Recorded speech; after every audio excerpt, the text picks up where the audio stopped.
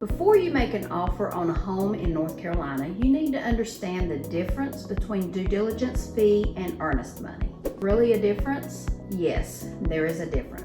I'm Sandy Brest with Sold by Sandy K, brokered by Premier South, and I want to help you understand the difference between the two. Due diligence fee is a fairly new concept in North Carolina, and it can be confusing to many buyers at first. Prior to 2011, when you were buying a home, the only money you had to pay up front was earnest money. This was mainly to protect the buyer. But in 2011, North Carolina Real Estate Commission revised the offer to purchase contract to add due diligence in order to protect both buyers and sellers. So what's the difference? Let's look at earnest money first. Earnest money is paid up front at the beginning of the contract, usually paid to an escrow agent such as an attorney or the listing agent's trust account. This is sort of like a good faith payment, and it shows that you're earnest about buying the home. It shows the seller that the buyer is serious. When you put earnest money down, it will be credited back to you at the closing table when you close.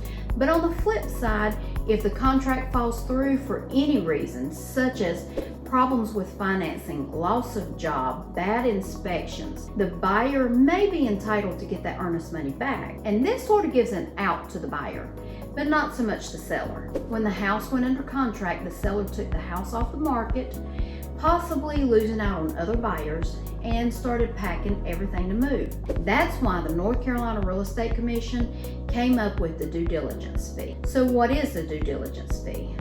Due diligence fee is also paid up front.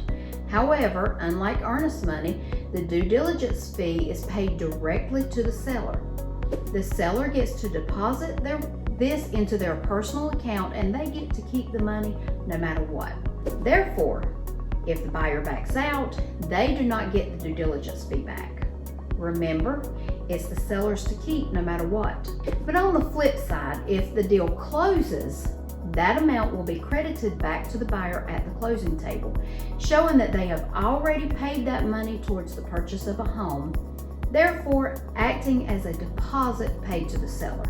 Once again, when the house went under contract, the seller took the house off the market, possibly losing out on other buyers, and started packing everything to move. So the due diligence is basically paying the seller for loss of time while the house was off the market.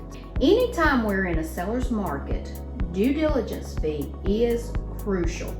You need to determine up front how much you're willing to put on the line, keeping in mind that you will lose that money if you back out of the contract. In today's market, we are seeing $5,000 to $20,000 and up in due diligence fee.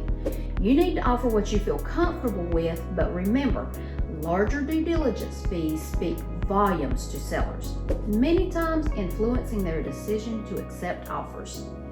Feel free to reach out to me if you need more information on due diligence and earnest money.